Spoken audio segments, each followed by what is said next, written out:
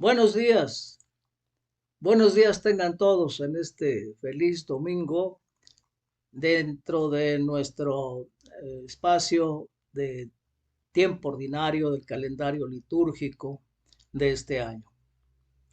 Y como siempre vamos a celebrar este día porque este es un día de celebración, es un día de estar unidos a Cristo en la alabanza que Él eleva a su Padre. Y todos juntos lo hacemos en un mismo cuerpo, en la misma presencia de nuestro Señor y Salvador Jesucristo. Y bien, esta semana tenemos el tema de honrar a Dios con el corazón. Y nuestro sermón de hoy se titula ¿Cómo vive un cristiano? Está sustentado en la escritura de la carta del apóstol Santiago, capítulo 1 y versos del 17 al 27.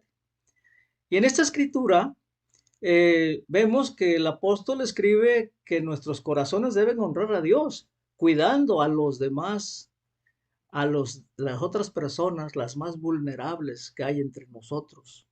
Ojo, ¿qué te parece? Pues vamos a comenzar. Ya te habrás dado cuenta de que en películas o en la televisión o en otros medios de comunicación, a los cristianos se nos suele retratar de forma negativa. ¿Te has dado cuenta? Muchas veces se nos presenta como personas prejuiciosas, de mente estrecha e hipócritas. Ahora, no todas estas críticas son inmerecidas. No, a veces alguien tiene que señalarnos cuando estamos viviendo en un error. Alguien que corrija nuestra manera de pensar sobre cómo es vivir como seguidores de Cristo. Y entonces aquí entra en escena Santiago. Y aunque Santiago era medio hermano de Jesús, era un discípulo pleno y nadie le cuestionaba su compromiso con el Evangelio, ya que también era el líder de la iglesia en Jerusalén. Y como tal, tenía un mensaje urgente para los creyentes judíos que se estaban dispersando debido a la persecución y el hambre. Y entonces, al leer la escritura de hoy, vamos a tener presente lo que enfrentaba esa joven iglesia. Ahora, decir que no la estaban pasando precisamente bien sería quedarnos cortos, ¿no? Y al hacerlo, consideremos también cómo este mensaje sigue siendo relevante para la iglesia en estos tiempos. Así que, hermanos, veamos qué tiene Santiago para nosotros sobre cómo debe vivir un cristiano. Vayamos a la escritura, Santiago 1 del 17 al 27, que dice así: Toda buena dádiva y toda perfecta bendición descienden de lo alto, donde está el Padre que creó las lumbreras celestes y que no cambia ni se mueve como las sombras. Por su propia voluntad nos hizo nacer mediante la palabra de verdad para que fuéramos como los primeros frutos de su creación. Mis queridos hermanos, tengan presente esto. Todos deben estar listos para escuchar, pero no apresurarse para hablar ni para enojarse. Pues el enojo de una persona no produce la vida justa que Dios quiere. Y por esto, despójense de toda inmoralidad y de la maldad que tanto abunda, para que puedan recibir con humildad la palabra sembrada en ustedes, la cual tiene poder para salvarles. El que escucha la palabra pero no la pone en práctica es como el que se mira el rostro en un espejo y después de mirarse se va y se olvida enseguida de cómo es. Pero quien se fija atentamente en la ley perfecta que da libertad y persevera en ella, no olvidando lo que ha oído, sino haciéndolo, recibirá bendición al practicarlo. Y si alguien se cree religioso, pero no le pone freno a su lengua, se engaña a sí mismo y su religión no sirve para nada. La religión pura y sin mancha delante de Dios, nuestro Padre, es esta: atender a los huérfanos y a las viudas en sus aflicciones y conservarse limpio de la corrupción del mundo. Amén. Como te habrás dado cuenta, Santiago destaca la importancia de nuestras acciones, ¿sí? Quienes quieran simplemente relegar su fe a un sistema intelectual de creencias, no serán sus seguidores. Para él, para Santiago, lo más importante es cómo nuestras creencias se manifiestan en nuestras vidas y en nuestras iglesias. Y una de las primeras cosas que el apóstol aborda es escuchar. Ahora, hermano, ¿escuchar está en tu lista de las 10 cosas que un cristiano debería hacer activamente? No me respondas. Y además, insiste que seamos rápidos para escuchar. Si no, veamos y recordemos el verso 19 que dice, todos deben estar listos para escuchar, pero no apresurarse para hablar ni para enojarse. Y si nos damos cuenta, el punto principal aquí es escuchar a Dios y su palabra. Ahora, si te diste cuenta, en el versículo 18, describe un nuevo nacimiento que Dios ha dado a su pueblo por la palabra de verdad de las buenas noticias acerca de Jesús.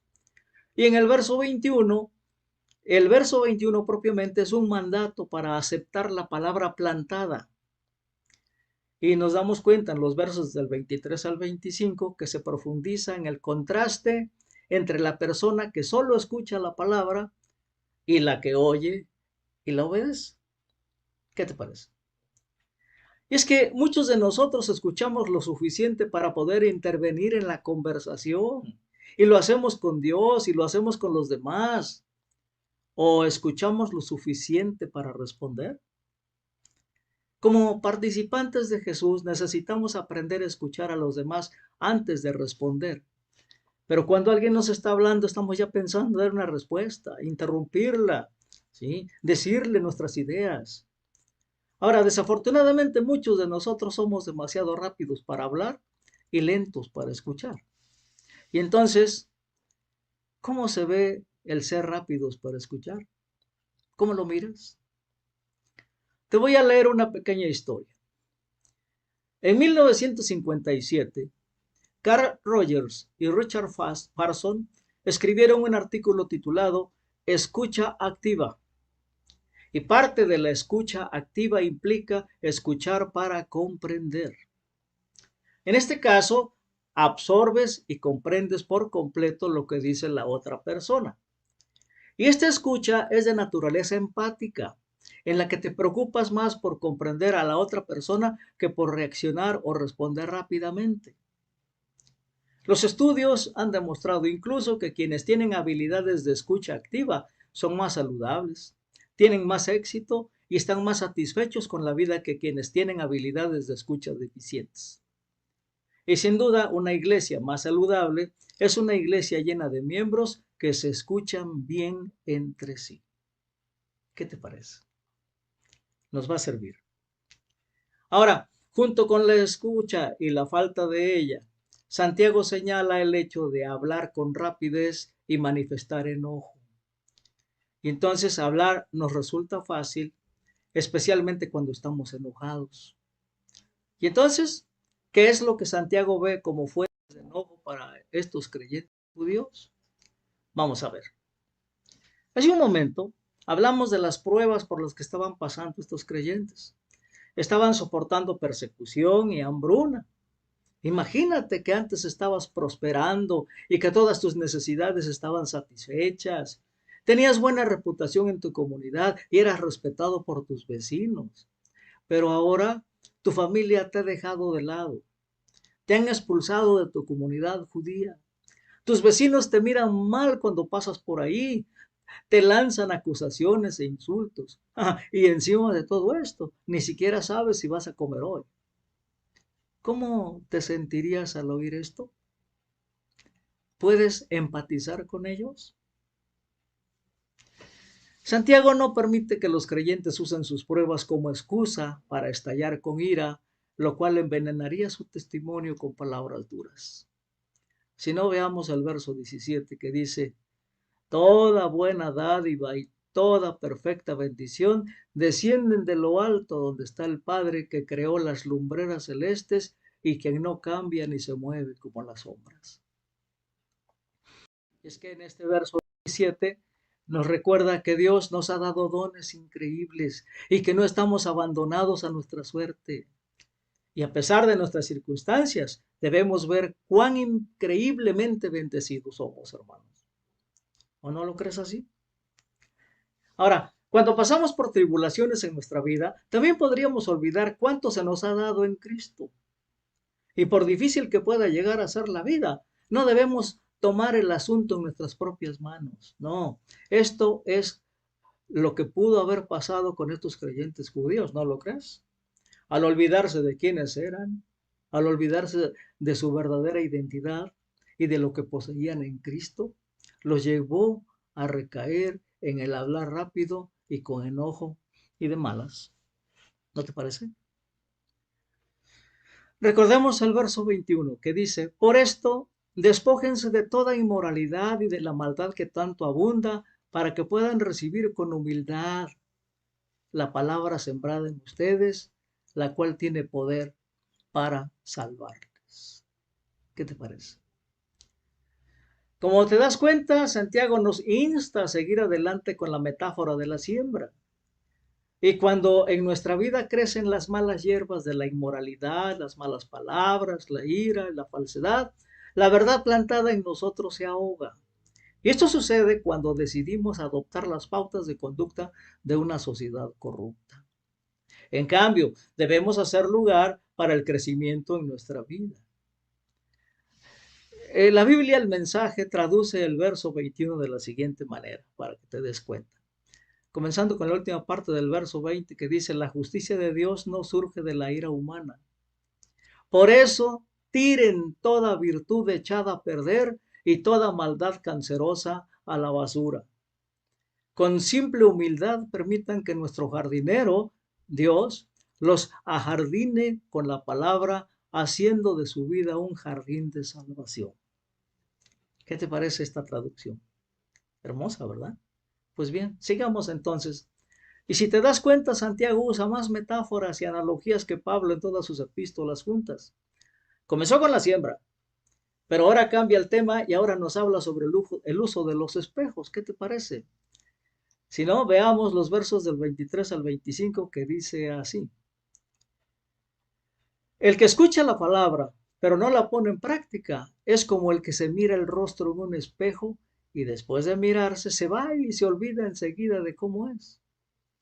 Pero quien se fija atentamente en la ley perfecta de la libertad, la que da libertad y persevera en ella, no olvidando lo que ha oído, sino haciéndolo, recibirá bendición al practicarlo. ¿Qué te parece? ¿Lo crees? Pues bien, ahora, todos sabemos para qué se usa un espejo, ¿verdad?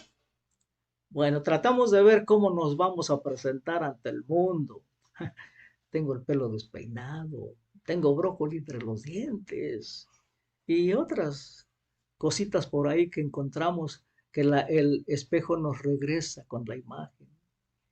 En el verso 21, las palabras quien se fija atentamente, óyelo bien, provienen de la palabra griega parakipsas y literalmente significa agacharse para mirar bien de cerca. Y agacharse requiere de intencionalidad y debemos estar atentos a esto. ¿Sabes por qué? Pues porque la ley perfecta del amor debe estar siempre presente ante nosotros. Y cuando contemplamos su belleza, no apartaremos fácilmente la mirada, sino que recordaremos cómo debemos mostrarnos en el mundo. Así que si te das cuenta, Santiago nos pide que consideremos lo que vemos, que recordemos y reflexionemos sobre lo que hemos recibido como bendición y de esta manera seremos verdaderamente libres de vivir según para lo que fuimos creados. Pero, óyelo bien, ¿qué sucede cuando olvidamos lo que se supone que debemos contemplar? ¿Qué sucede cuando ya no podemos reconocer al Padre y todos los dones que nos ha concedido? En un espejo vemos nuestra imagen, pero esa imagen está en el Padre. Y entonces, ¿qué pasa? Nos obsesionamos con nosotros mismos y con el trato que recibimos. Y lo último que tenemos en mente son las necesidades de los demás y de las personas que realmente lo necesitan. Dice el verso 27, no se nos olvide, la religión pura y sin mancha delante de Dios nuestro Padre es esta: atender a los huérfanos y a las viudas en sus aflicciones y conservarse limpio de la corrupción del mundo. Y es que el cuidado de los huérfanos y las viudas se menciona 66 veces en el Antiguo Testamento. Y por tanto, esta escritura la conocían muy bien los creyentes judíos. Las viudas y los huérfanos eran las personas más vulnerables de la sociedad judía. Y tal vez deberíamos preguntarnos también quiénes son los más vulnerables en nuestras comunidades hoy, donde Dios nos ha puesto. Debemos cuidar esto. Ahora, cuando nos preocupamos verdaderamente por estos miembros de nuestra sociedad, nos volvemos menos propensos a ser manchados y corrompidos por el mundo. Y entonces cumplimos la religión pura y sin mancha. ¿No te parece? Tal vez si dedicáramos más tiempo a satisfacer las necesidades de los demás, estaríamos mejor preparados para reconocer nuestras propias bendiciones. Y es que las buenas nuevas deben predicarse. El evangelio debe compartirse con los demás. Pero no descuidemos a quienes necesitan ver la palabra de Dios reflejada en nuestras acciones hacia ellos. Y es que nuestros corazones honran a Dios cuando proveemos para los más vulnerables entre nosotros. No se nos olvide que el amor a Dios también refleja el amor al prójimo. Y entonces, como te das cuenta, Santiago nos muestra una imagen de cómo es un cristiano. El cristiano es alguien que escucha genuinamente a los demás y que reconoce la abrumadora generosidad de nuestro Padre Celestial. El cristiano es alguien que no se enoja fácilmente, sino que responde con la justicia que hemos recibido. El cristiano es alguien que ha sido liberado al contemplar la ley del amor de Jesús. Y el cristiano no es alguien que simplemente se obsesiona con hablar sobre la fe, no, sino que la expresa claramente con sus acciones hacia los necesitados. Amén. Pues, ¿a qué te lleva todo este conocimiento? Toda enseñanza requiere acción. Y entonces aquí viene el llamado a la acción. Y entonces, como tarea, podemos tomarlo como tarea, el llamado a la acción, y podemos preguntarnos, ¿a quién está poniendo Dios en tu camino? Mira, mira alrededor. Esta, hermanos, es una invitación a participar con Jesús, compartiendo su amor y su vida. Y claro, esto incluye también escuchar mucho y bien. ¿Te parece? Amén. Demos gracias. Bendito Padre, te damos gracias. Te damos gracias infinitas por el amor con que nos amas, por darnos todo lo que necesitamos, porque nos has llenado de tu presencia y tu identidad, Señor, es la nuestra. Es nuestra identidad ahora en Cristo Jesús. Por tanto, Señor, aquí estamos, tómanos en tus manos, nuestras vidas, tómalas en tus manos, en tus brazos, acúnanos en ellos y ayúdanos a salir adelante y a cumplir la comisión que nos has dado de predicar las buenas nuevas. Esta predicación será un éxito, Señor, cuando tú estés presente en nuestros corazones, en nuestras mentes, en nuestras vidas, y que podamos ver por las necesidades de todos los que necesitan y que están a nuestro alrededor y que tú los has puesto también ahí, para que puedas a través de nosotros llenarlos de la provisión que necesitan. En el nombre del Padre, el Hijo y el Espíritu Santo, te damos gracias. Amén.